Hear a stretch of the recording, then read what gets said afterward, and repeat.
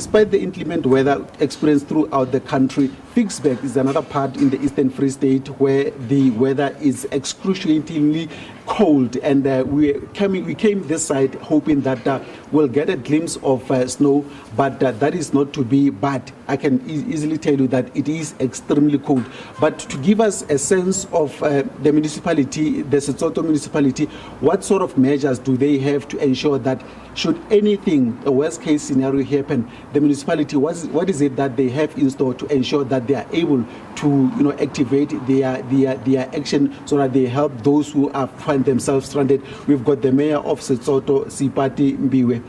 Ma'am, let's speak about the weather conditions here in the Eastern Free State, in particular here in Ficksburg. We're expecting that when we come here, there will be some bit of snow, but it's not. And I'm told that yesterday there was a hail. Let's speak about the conditions that we experienced yesterday. Thank you very much, and greetings to the SABC viewers. Is that yes? Normally here in Setsoto, we don't really experience a physical snow that much, but because of the prediction that is being set by the weather forecast, we're actually expecting that, maybe even a little bit excited. However, yesterday we experienced a very serious hail that covers the whole town. It was like the snow, but it was a hail which lasted about an hour. Then after an hour, it was gone.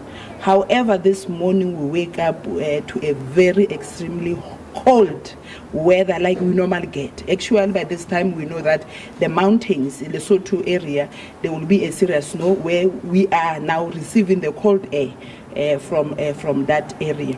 So what we normally do as the municipality, because besides getting snow, we get cold every year, and mostly what affects us with the cold is become the issue of the shacks, because we do have informal settlement where people are still using the paraffin stove and the candles. So normally we might experience some shacks that will burn down. So with that regard, we are ready now, and we have started with the wellness also to teach our people before this time that they should be careful in terms of leaving the stove unattended, as well as the heaters, because even people living in a normal household will find out that the heater will catch something, then at the end of the day the house will burn down. Yesterday we are still even ready, because we don't know, because the snow might even come, in terms of cradles and everything that is on standby, so that if ever there's a snow, the road need to be open and all those things. So we are combat ready as a sort of for any weather that can come now, including the rain, because we started experiencing the rain from Sunday. Yesterday was hail together with rain, but today is this cold. You can even see with the jacket that I'm wearing, it's like I'm in the mountains. And I know, like you answered already some of the questions that I intended to ask you.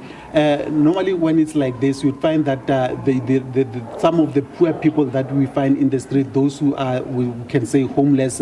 What sort of like measures do you have for them in terms of providing something, a hot meal for them to have something and to get going? Normally here we do have some NGOs that they deal with that, but in terms of numbers, we don't really have a huge numbers of people that are on the street. Besides this other one that are car parkers and all those things. But normally the people that doesn't have shelter, they are not much. We have our own regular. We have our own person who is one. He's a regular person that everybody, when they pass, they buy coffee for him and those things. But as far as these others concerned, no, we do have NGOs that are dealing with that matter.